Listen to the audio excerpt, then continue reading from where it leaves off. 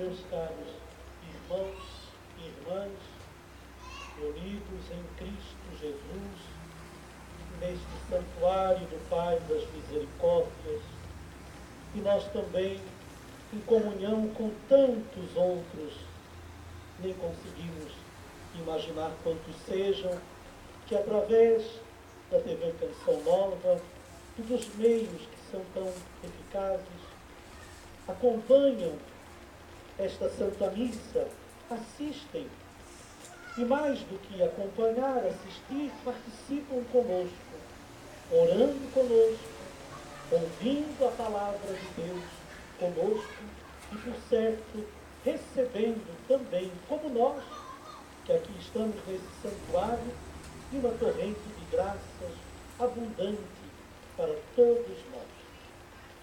Vocês também que estão em casa, pela televisão, sintam-se bem próximos do nosso coração, que como rezávamos no início desta Santa Missa, na oração própria deste dia, celebramos com alegria, fazendo lembrança, recordando destes que nos deram as primícias da nossa fé enquanto cristãos, Pedro e Paulo. Duas figuras fantásticas para a vida da igreja. Dois homens que tiveram uma experiência tremenda da presença de Deus em suas vidas e puderam, de modos diferentes, compartilhar desta mesma experiência fundante do encontro com o Senhor. Ouvimos o Evangelho e ficamos tão admirados diante de um Deus que confia. As obras de Deus são tão maravilhosas, são tão grandes, e nós podemos, ao folhear as páginas da Escritura, perceber o agir de Deus, o operar de Deus, o fazer de Deus. E seu agir, seu operar, seu fazer, são tão somente revelação de todo o seu ser. Deus é, suas obras são maravilhosas. Deus é, suas obras são grandes. Deus é, seus planos são abençoados, abençoadores.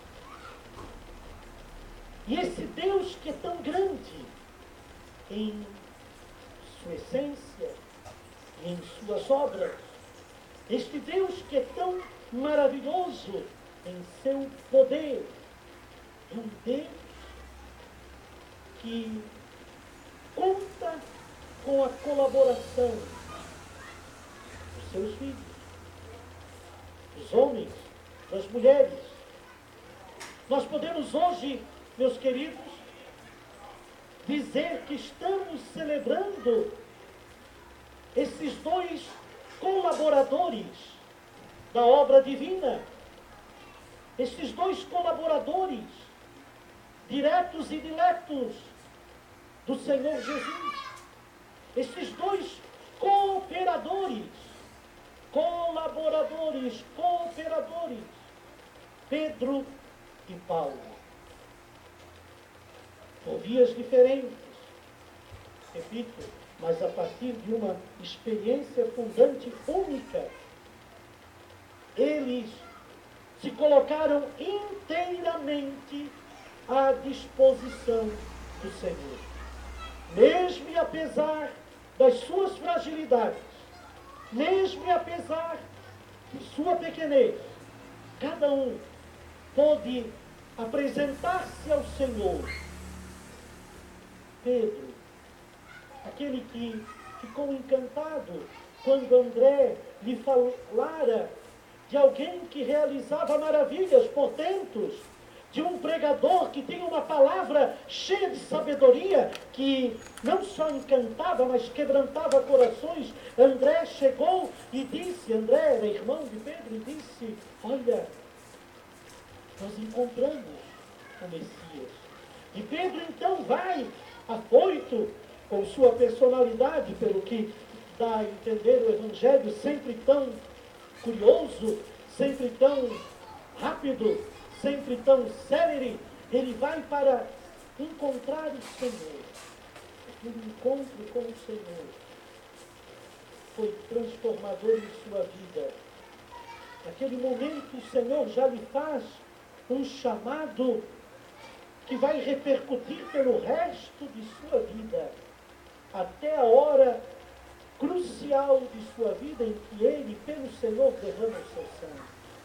Jesus o chamou e Jesus lhe diz: farei de ti pescador de homens.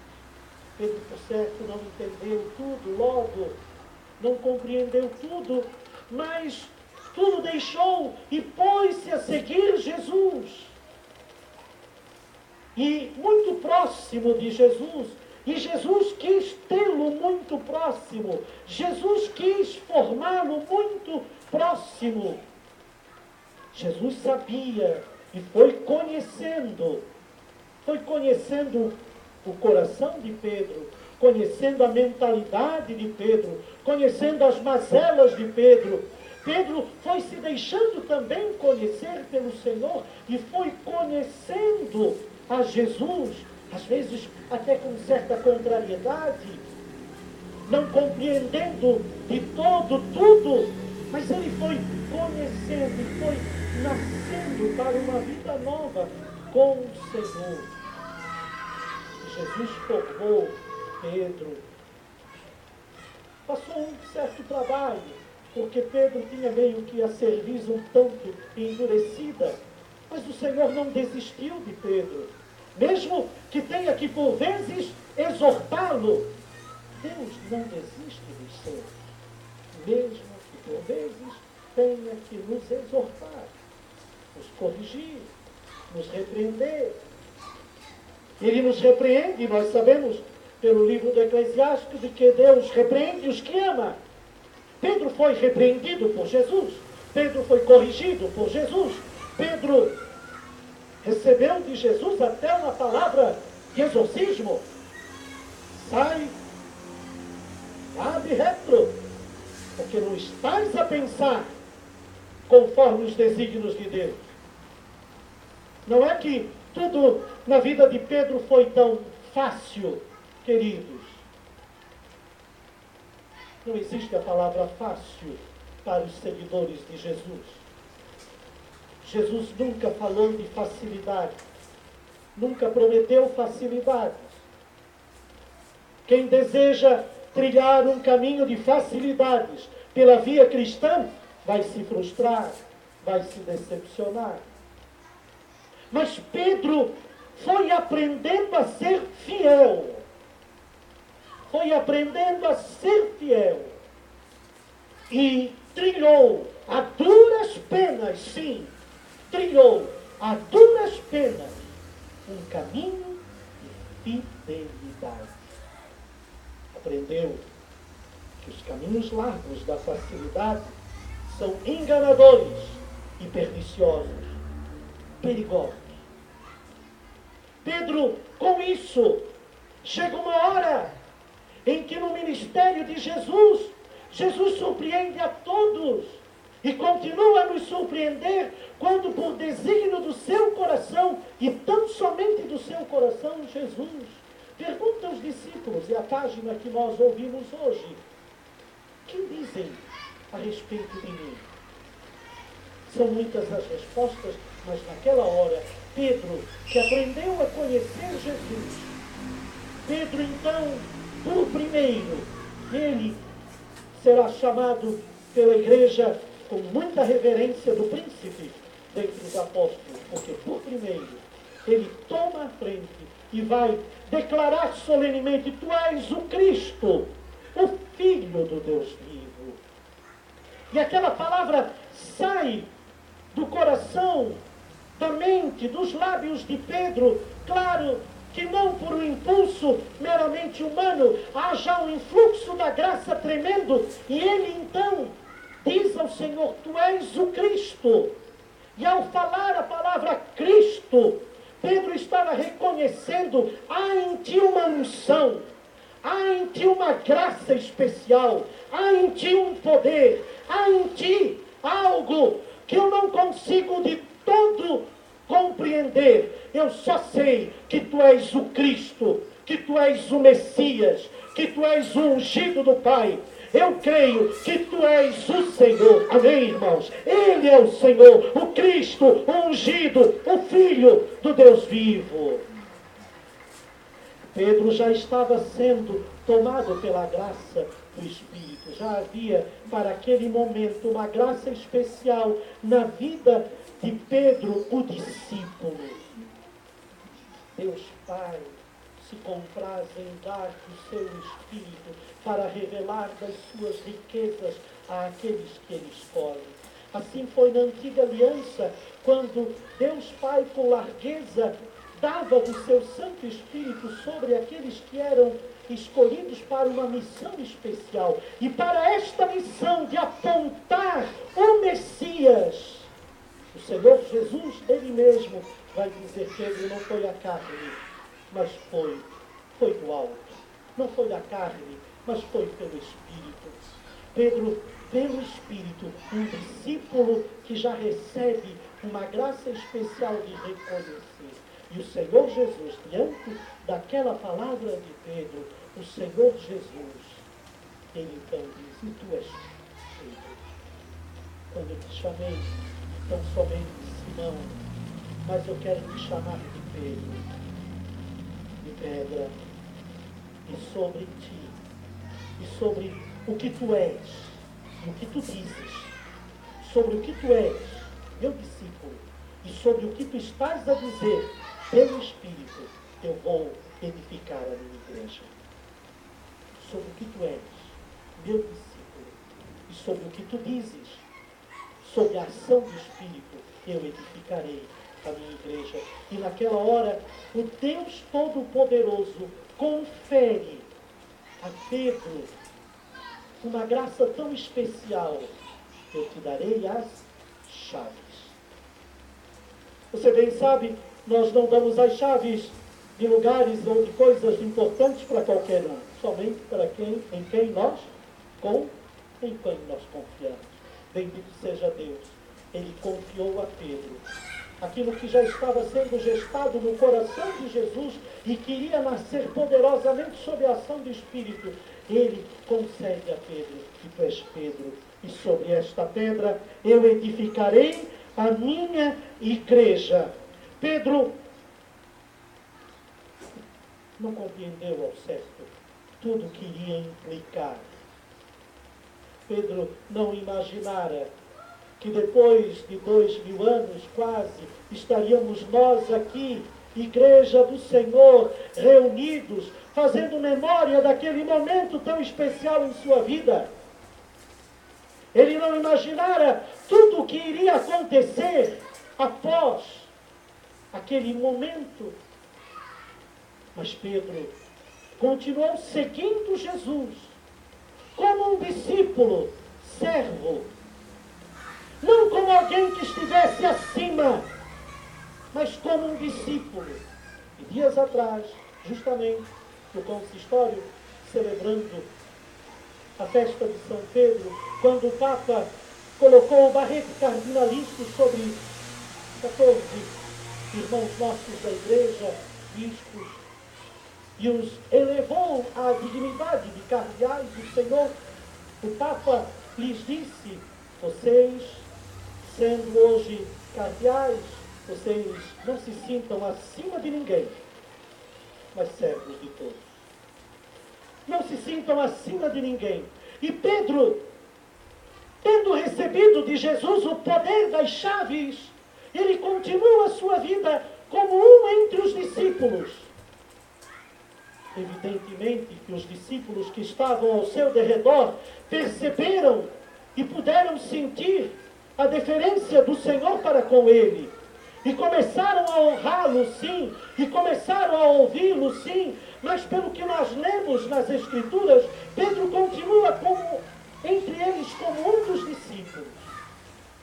E assim, continua ainda Não é que aquela investidura do Senhor o isentou de suas mazelas, o isentou de seus pecados, o isentou de suas culpas, de suas misérias.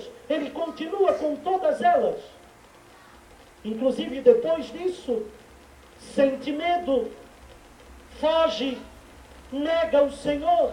Mas o seu coração era um coração rendido ao Senhor. Nesta tarde, meu querido, minha querida, peçamos ao Senhor, nós que somos igreja do Senhor, peçamos ao Senhor a graça de ter um coração rendido ao Senhor. Amém? Erga sua mão direita e diga: Senhor, eu quero ter um coração rendido a Ti, em fidelidade a Ti, em amor a Ti, Senhor. Venha o que vier, aconteça o que acontecer, serei discípulo Teu na Tua igreja, para a glória de Deus Pai. Amém, irmãos? Glória a Deus. E olhe para o irmão e diga para ele: você é discípulo de Jesus.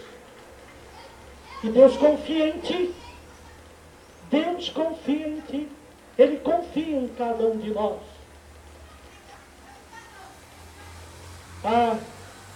E Pedro pôde fazer tantas lindas experiências, cheio do poder do Espírito, depois da ressurreição de Jesus. É ele que por primeiro vai tomar a palavra e vai anunciar Jesus ressuscitado, vivo. É ele quem vai por primeiro, com João, experimentar a graça poderosa de agir na pessoa de Jesus e de pregar como Jesus, com a autoridade de Jesus, quebrantando corações que se convertem diante de sua palavra cheia também de unção. É ele que, cheio do Espírito Santo, vai subir ao templo, encontrar o paralítico e vai poder dizer, na mesma unção de Jesus: eu ouro e prata não tenho, mas o que eu tenho te dou, levanta-te e anda. E Pedro pode ir fazendo com aquela igreja nascente em Jerusalém, fazendo ainda outras experiências. Depois que o Senhor Jesus subir aos céus, Pedro continua fazendo a experiência da presença de Jesus pelo poder do Espírito Santo em sua vida, e o coração dele foi abrasado, e ele pôde experimentar o poder libertador de Jesus, como ouvimos hoje, quando ele lá no cárcere, na prisão, sofrendo as mazelas, já por causa de sua pregação em nome de Jesus, posto nos maiores apuros, tendo sido flagelado, ele está lá na prisão. E lá na prisão está o Pedro orante. E o Pedro orante ali, salvaguardado pela oração da igreja, porque a igreja já reconhecia em Pedro uma graça especial, e por isso ele preso e a igreja orando por ele. Por isso hoje, queridos, é dia de orarmos pelo nosso Pedro. É dia de orarmos pelo Papa Francisco. Amém? Nós dizemos que hoje é o domingo do Papa, quando a igreja ora pelo Papa, quando nós oramos pelo Papa, que não está no cárcere, mas que muitas vezes se encontra em meio a situações que são também tão duras e tão difíceis, incompreendido, perseguido, mal querido, maldito e mal amado. Muitas vezes, meus queridos, oremos pelo Papa, para que ele possa sempre ter a firmeza de Pedro e ter a liberdade do apóstolo Paulo. Paulo, que passo a falar agora. A firmeza de Pedro e a liberdade do apóstolo Paulo. O apóstolo Paulo, queridos, Paulo, Saulo de Tarso, homem douto, conhecedor da cultura helênica, de cidadania romana, judeu piedoso, fariseu, era da escola de Gamaliel, daquelas que eram mais bem consideradas. Paulo, defensor das tradições judaicas, conhecedor da lei, homem reverente a Deus. E ele também é escolhido. Ele Inclusive, neste momento em que Pedro estava na prisão, ele era um daqueles que se compraziam com a prisão de pessoas como Pedro.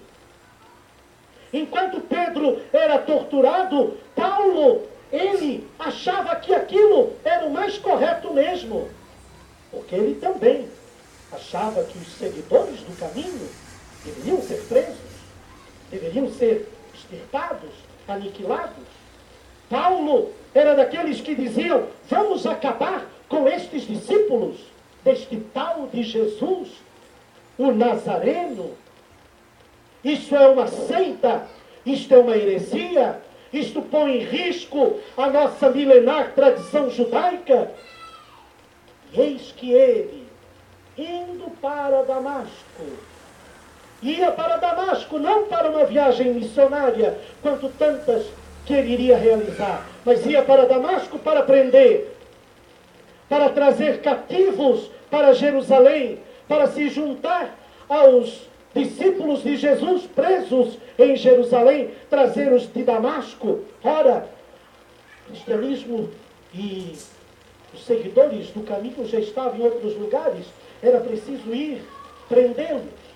E quando ele está no caminho de Damasco, antes mesmo, lá em Damasco tinha uma igreja que orava.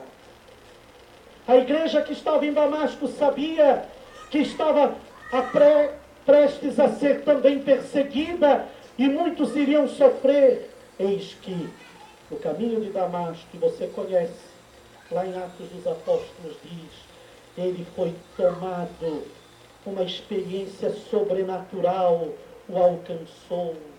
Uma luz intensa o envolveu, e quando ele menos percebeu, já estava prostrado ao chão, cegado. Ouviu uma voz, perguntara quem era. A voz dizia: eu sou Jesus, a quem tu persegues, ó Saulo? E a partir daquela hora, aquele tonto, cheio de si, cioso de suas tradições, se vê também por terra e se vê totalmente dependente, elevado aos braços, e chega lá onde estava a comunidade, recebe a unção do Espírito Santo, é batizado com o Espírito Santo. A igreja ora por ele. Ananias impõe as mãos, e a partir daquele dia a vida de Saulo o transformou em Paulo, tão pequeno, mas que se tornou tão grande, que foi tornado grande. E ele começa também a anunciar. Vai conhecer Jesus com humildade, porque ele volta ao seio daquela comunidade primitiva, volta a Jerusalém, ele vai ouvir falar de Jesus, ele vai às fontes, vai a Pedro,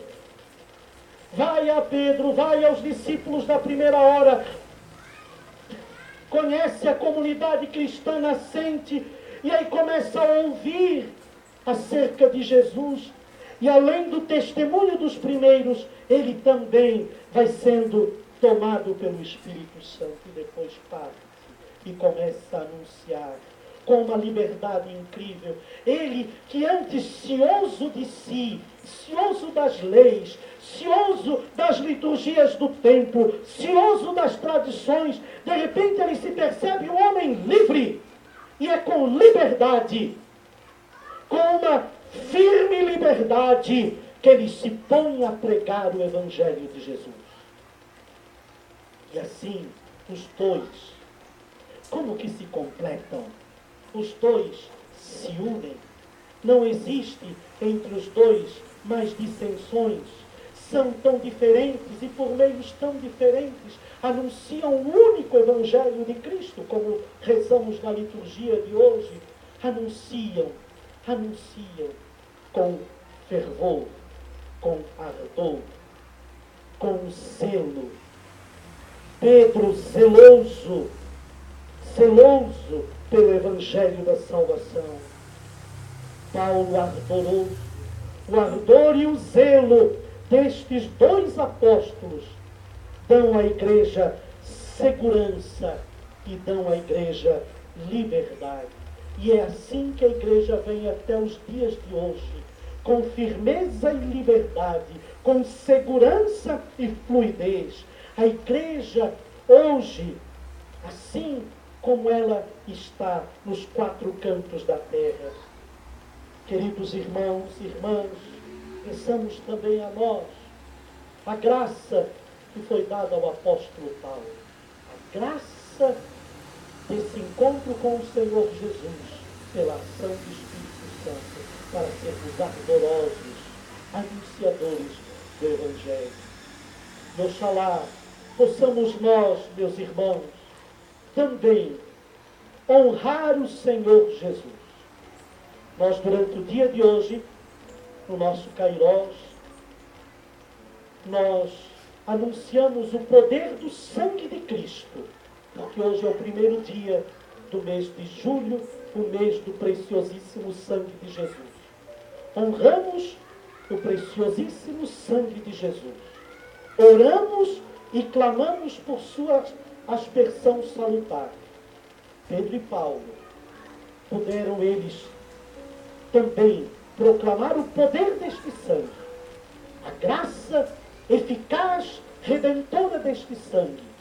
E mais, eles receberam da redenção e da salvação pelo sangue de Cristo, e eles puderam associar ao sangue de Jesus o seu próprio sangue.